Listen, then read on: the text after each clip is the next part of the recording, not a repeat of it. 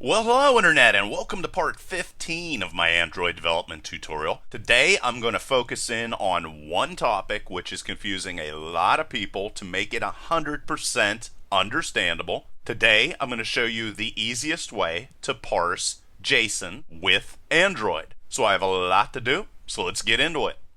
Okay, so the very first thing I am going to do is go and use a Yahoo RESTful service, and it's going to be at developer.yahoo.com/YQL/console. Okay, and we've used this before. And what I'm going to do is I'm going to get stock information just like before. Now, of course, I'm going to come in here and switch this over to JSON, shut off diagnostics like that. Then I'm going to come over here to this side of the screen and click on Show Community Tables like that. And then I'm going to scroll through this until I find my stock information, which is going to be in Yahoo. And here it is. And I'm going to click on that. And then I'm going to search through this guy until I find quote.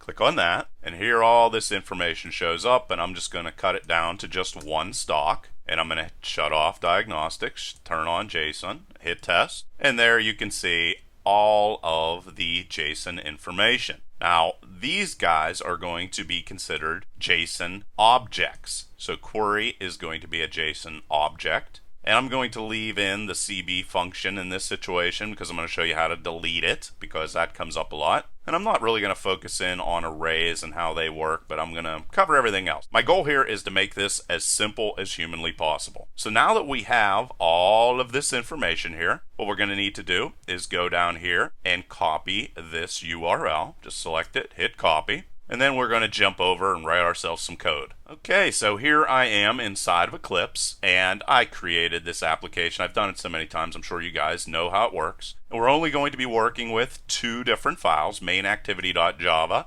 and main.xml, which is going to handle our layout. And I'm going to go into this guy, and since I have my URL already set up, I'm just going to set this up as static string, and I'm going to call it Yahoo stock info is equal to, and then I'm going to print out that URL, and then at the very end of it put a semicolon. So that's all I did, is copy and pasted that information. And you can see here, if we scroll down inside of it, this is where the Microsoft part is. So if you wanted to go in here and make this a more dynamic application, all you'd need to do is go in here and change that part, which is very easy because we've done it before. We just have this be one string, the beginning part, and then after the Microsoft be the other string, and then throw in whatever your symbol is for your chosen stock. But I'm not going to focus on that. Like I said, I want to make this simple. So now what I'm going to do is jump over into main.xml, and inside of this guy, this is just a linear layout. You can see JSON Parser is what this guy's going to be called. Then inside of this guy, what I'm going to do is go over here to the form widget. So I'm going to grab medium and drag it over and just drop it inside of there. And since it's highlighted, I can then come over here and I'm just going to call this guy line 1. And all this code is available in a link in the description. So get it and look at it. It'll really help you if you have it. So I just changed that to line 1. Like I said, nothing fancy here. And then we're just going to update the R file. Then I'm going to grab another medium text element and drop it inside of there. And then I'm going to grab another one and throw it inside of there as well. So there's 3 medium text documents or text components. And I'm just going to select this guy over here, come down here, and on this situation, I'm going to name this guy line 2. Very simple. Hit OK, come back up here, select this guy, text view again, and this one's going to be called line 3. Come out of there, hit OK.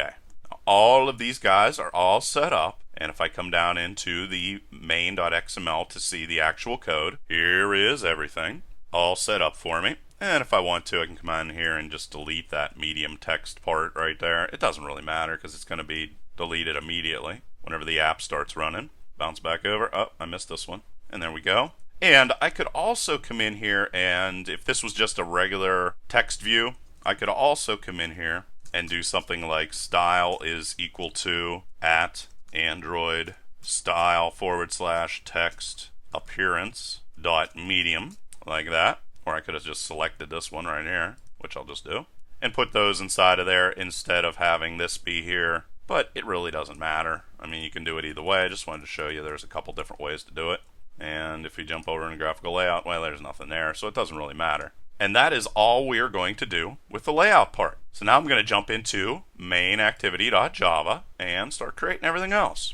Now, first thing is going to show up. There's a red line here. That means I need to import activity library. Did that. Then what I'm going to do is actually define the content that I want to get. Let's jump over into Yahoo and take a look at that. There's a couple things we need to think about whenever we're using this data. What we're basically going to do in this program is we're going to jump in and grab the query JSON object. And then, as we go down through here, you can see there's no curly braces, no curly braces, no curly braces, and then there's another opening curly brace. Well, that means that the JSON object named results is inside of query. So we're going to jump in, grab the query object, and then we're going to say, hey, we want the results object that's inside the query object. And you can see another opening brace, and that means that quote with another opening brace is going to be another JSON object.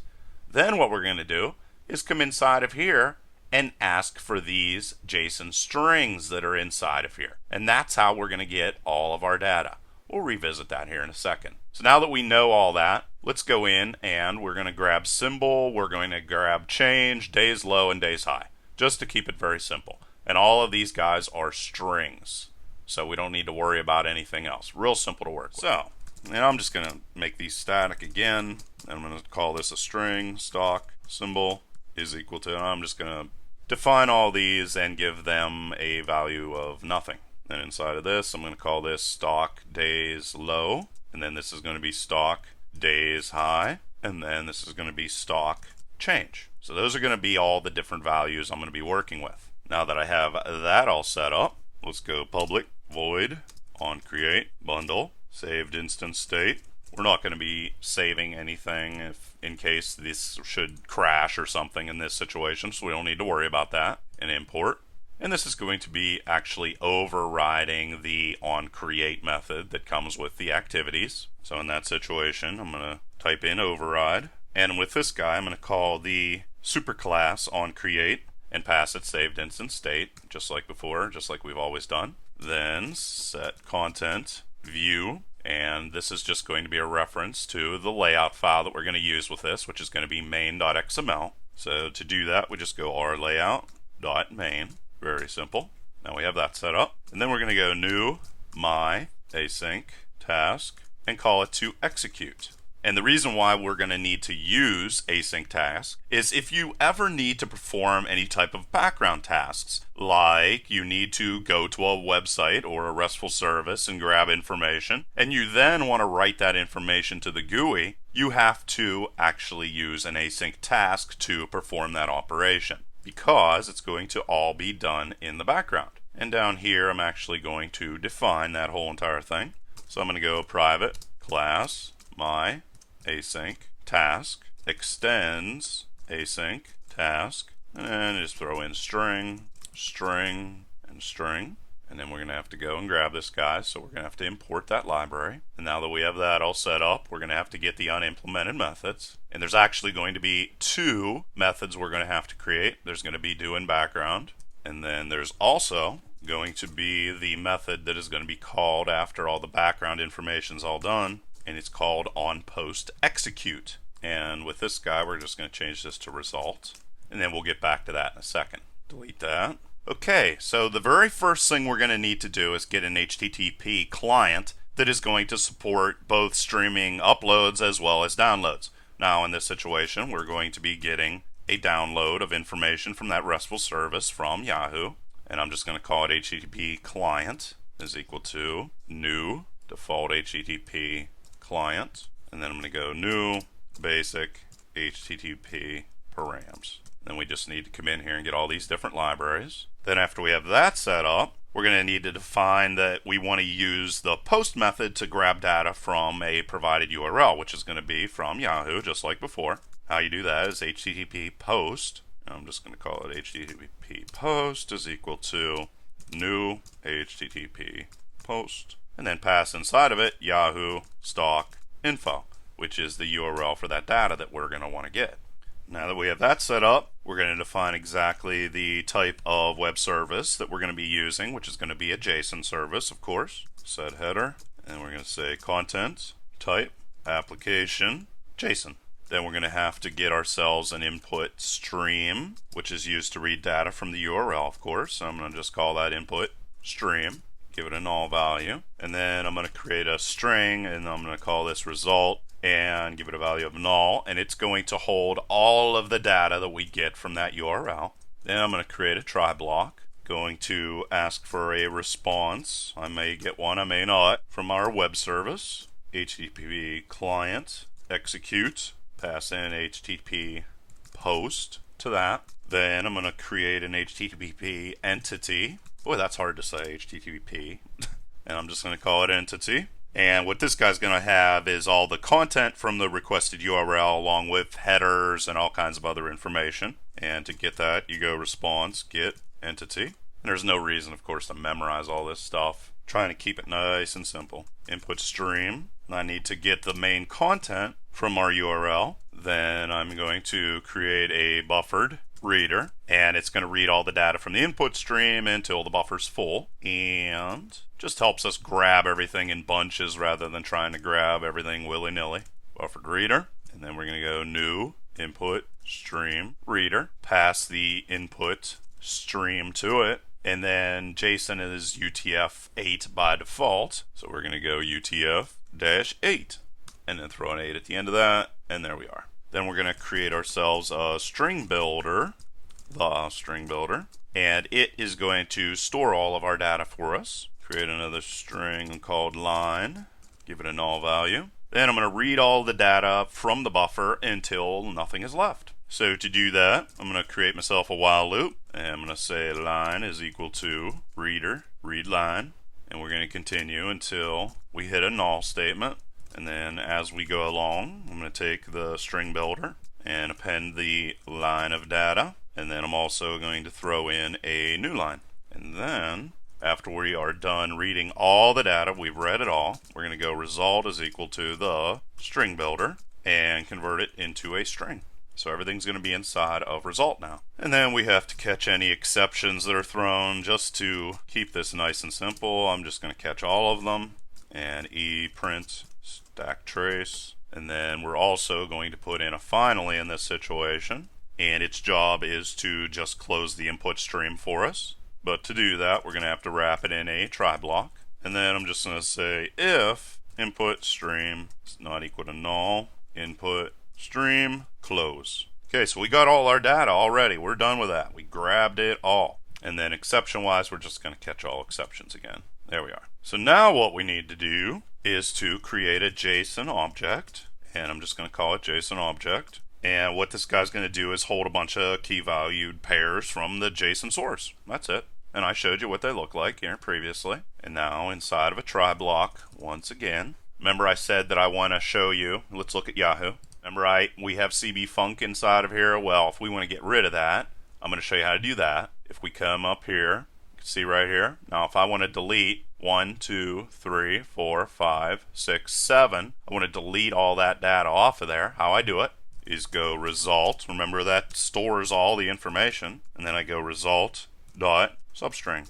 I want to start after the 7th part and get a substring, get everything else that follows after that. So that's how you chop off the beginning of that, and then how you chop off the ending of it. Back over in Yahoo, come down here, we want to chop off this ending part right here. No problem, just go into result, and I on purpose threw that in there just to show you how to do this, because you have no idea how many people have been asking me for this tutorial. Like, it's constant, so that's why I'm doing it. Then we go result dot length like this, -2, and there we go. Now we got that substring. So that's a nice, quick, and easy way of cutting off the beginning and the end of that. And if you actually wanted to print all the information that we just downloaded, you could go log.v and then say we want to do something like type in JSON Parser, result. I like to use uppercase letters so they're easier to see. And then we could just type in result. And that would print all of our information. Well, after we get the library for this, that would print all of our information inside of the logcat panel down inside of here. So that's a great way to debug Android applications if you'd want to do that. But for now, I'm just going to comment that out. Then what I need to do is go inside of here and get the root JSON object. And to do that, we're going to JSON object, obviously. And then we're going to say new JSON object. and then we're going to pass in result to that. So that's going to get us an object of all the data. Then after we do that, we want to get the query object. So and that's right here. See, this guy right here. We want to get that object. And then what we're going to be doing, remember, is getting results after that. So we're going to get query object, and then we're going to get the results object that's inside of the query object. So bounce over here. Again, JSON object, query JSON object is equal to, and then we're going to take the whole entire thing right there, paste that inside of it, and then say get JSON object. There we are. And what's that JSON object we want to look for? Well, it's called query. Okay, there we are. So it's not that hard. I don't know, I've seen a lot. I understand why you guys are confused though, because I've seen some terrible tutorials on this stuff. And then, if we want to get the results JSON object, well, you just copy this whole entire thing, because that's what we're doing. Except this is going to be results. And results, I mean this guy that's highlighted right here. Results, not result, the whole entire thing. Sorry about that naming conflict, but it's not going to bother us in any way. And then we're going to grab the query object that we just created here, paste that inside of there, except the thing that's going to change is we're going to say, hey, we want the results JSON object this time. And then after we get that, what we want to do is we want to get the JSON object named quote. Again, come over inside, see, there it is, quote. And that's going to have all our JSON strings inside of it. See, we're almost home. To get that, I'm going to do the same sort of thing again, paste that in there, except this I'm going to call quote JSON object. And then we're going to be looking in the results object for the quote object. So paste that there. So we're just walking ourselves through the tree. And then we're going to look for quote. That's the name of it. There we go. So now we got our final object where all of our data is going to reside. And that's where we're going to be pulling all that information from. So what we need to do now is get the JSON strings that are inside of that quote object. And we're going to store them inside of those strings that we created very, very much at the beginning of this tutorial. And to get them, we go quote JSON object, because that's where they reside. And instead we say get string in this situation. And how we get it is we pass over the key, which is symbol in this situation. And there we go. Now we have that information pulled from the JSON RESTful service, and it's all stored for us. So then we go days low, same thing, and it's called days low. Of course, bounce over inside of here. See, that's all I'm doing. I'm entering in these names, and it's going to give me back these values. Very useful. Come in here again. This is going to be days high, and to get that, we just pass in days high. There we are. And then finally, change and change. And there we go. We got all that information we want. And we could, of course, print all that information out using this little log method up here, just like before. I'm not going to bother with that. And in this situation, we're all done. So all we need to do now is catch an exception, and the only exception that could be thrown here in this situation that I can think of off the top of my head is a JSON exception.